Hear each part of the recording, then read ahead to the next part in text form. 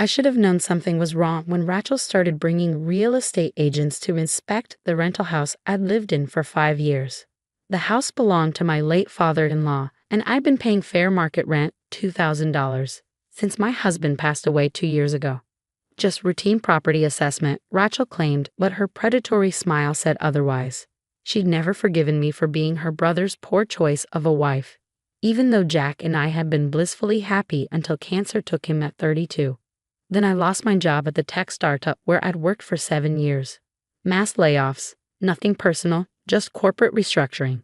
I had savings and was already interviewing, but Rachel pounced like a shark smelling blood. New lease terms, she announced, dropping a thick document on my kitchen table. Rents going up to $6,000 monthly, starting next month. I almost choked on my coffee. That's triple the current rate, and way above market value for this area. It's my inheritance, Rachel said, examining her manicured nails. Dad left the house to me in his will. I can charge what I want. I turned to my mother-in-law, Sandra, who had come along, supposedly as a mediator. Sandra, this is ridiculous. You know Jack wanted me to have a home here. Jack's not here anymore, dear, Sandra said with fake sympathy. And Rachel's right, it's her property now. Maybe it's time for you to move on. The subtext was clear. They wanted the poor widow out of their prestigious family. What they didn't know was that I'd received a call just yesterday from my grandmother's lawyer. Gran had passed away last month, leaving me her historic Victorian mansion in the city's most exclusive neighborhood. The same mansion Rachel had been trying to buy for years. You can't do this, I said, keeping my face carefully neutral. The current lease isn't up for 3 months. Rachel's smile turned cruel. Actually, there's a clause about employment status. If you lose your job, I can modify terms with 30 days' notice. Page 12, paragraph 3. I pulled out my phone, pretending to check my bank account while actually texting my lawyer. I'll need to review this with legal counsel. Why waste money on lawyers? Sandra interjected. We're family. Just accept that it's time to find somewhere more suitable for your circumstances.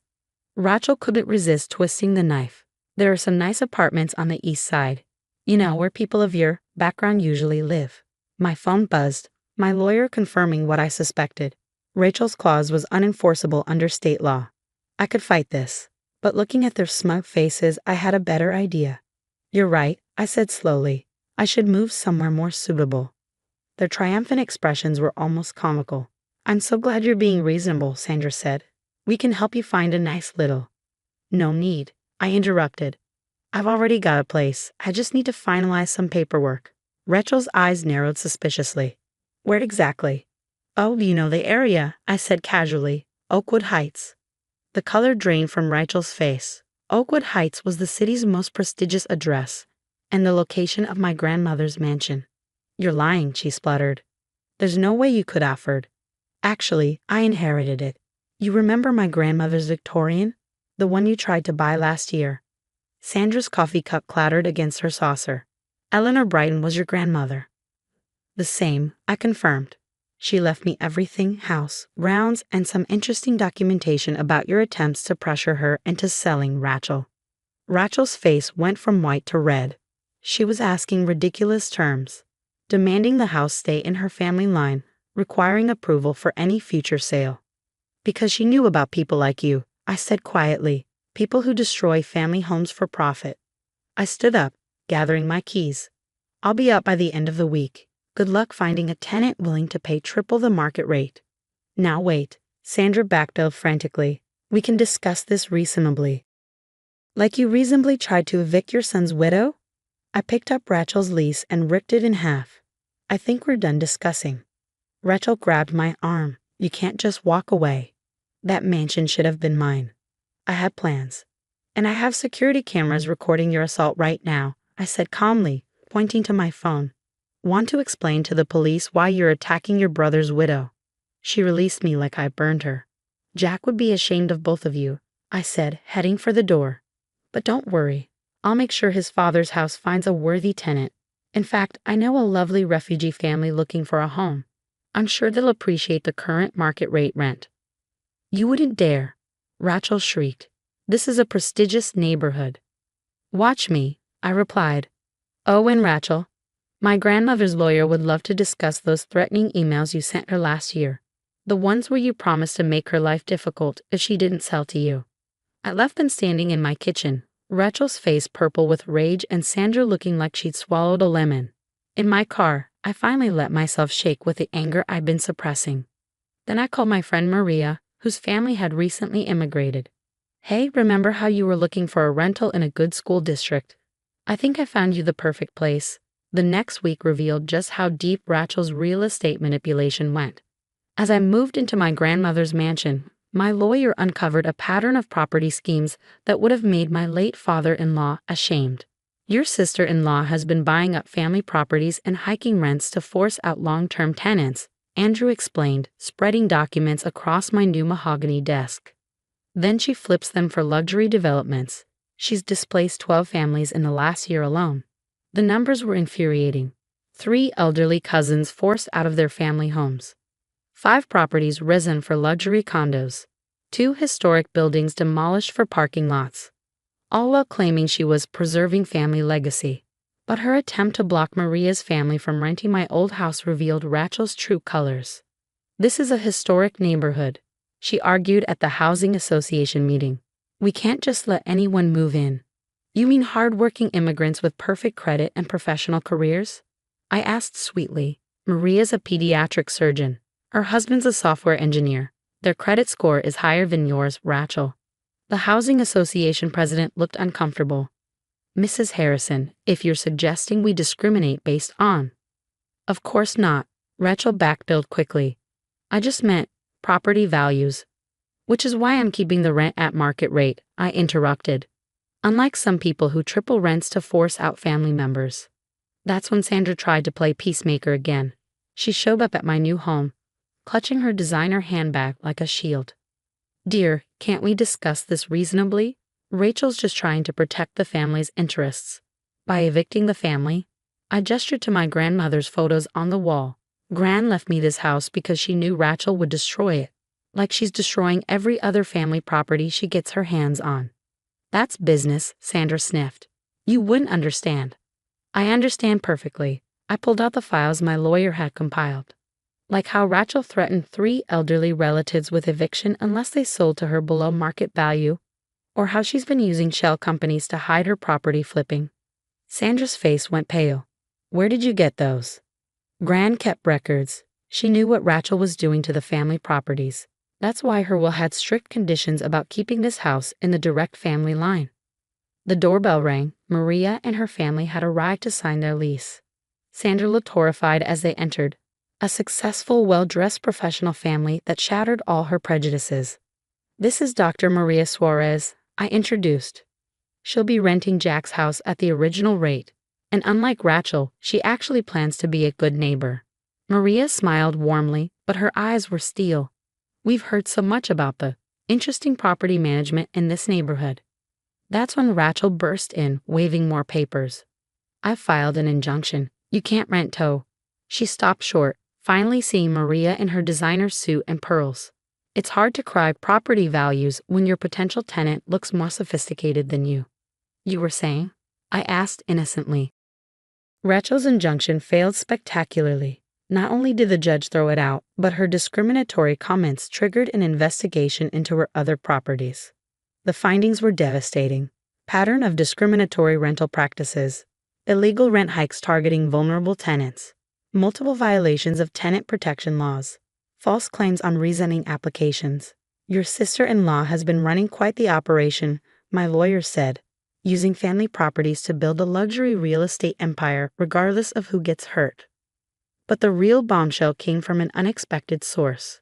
Sandra's housekeeper contacted me with copies of emails between Rachel and Sandra. Mom, once we get rid of Jack's widow, we can demolish his house for the new development. She's the last obstacle to our expansion plans. Patience, dear, we'll price her out soon enough. Poor thing can't afford lawyer fees to fight us. Reading their casual discussion of destroying my home, the last connection to my beloved Jack, something in me hardened.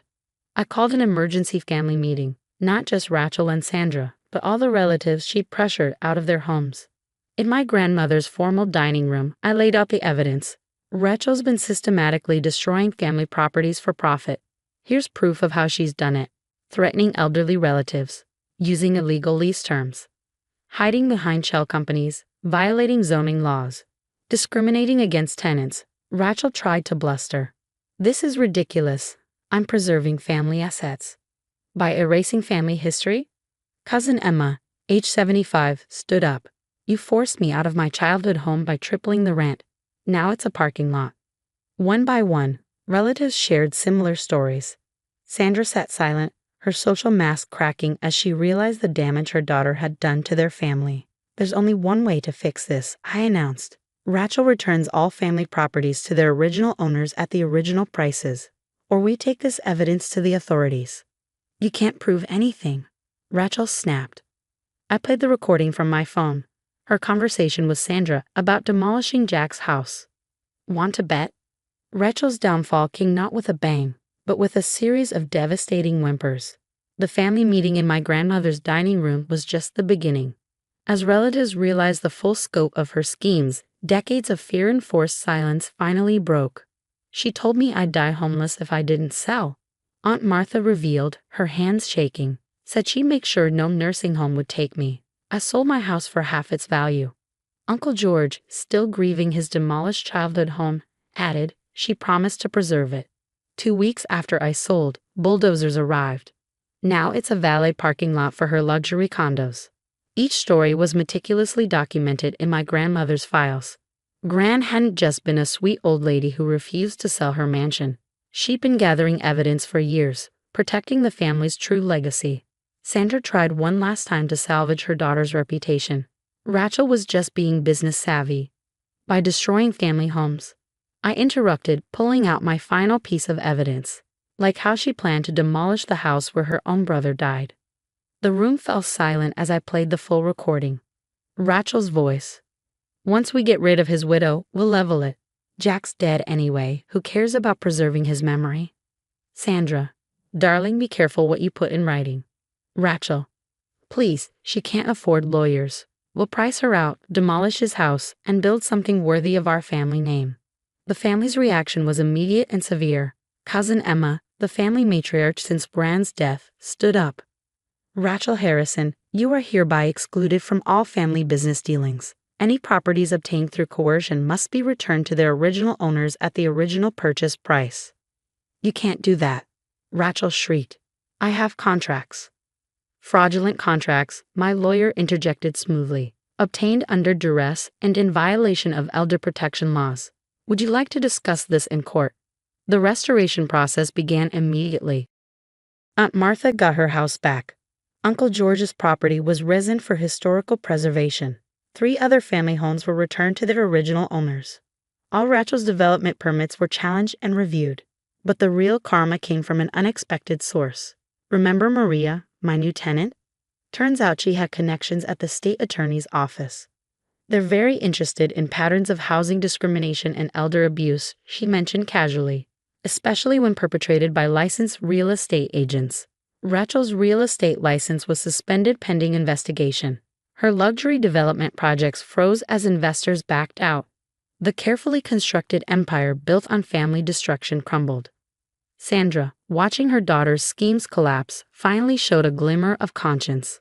I enabled this, she admitted quietly during a private meeting.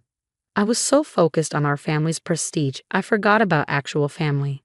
Jack never forgot, I reminded her. He wanted that house preserved as a home, not an investment. Looking around my grandmother's mansion, now hosting weekly family dinners for relatives rebuilding their connections, I realized Gran's true legacy. It wasn't just about preserving buildings, but protecting the family's soul. Rachel made one final attempt at manipulation.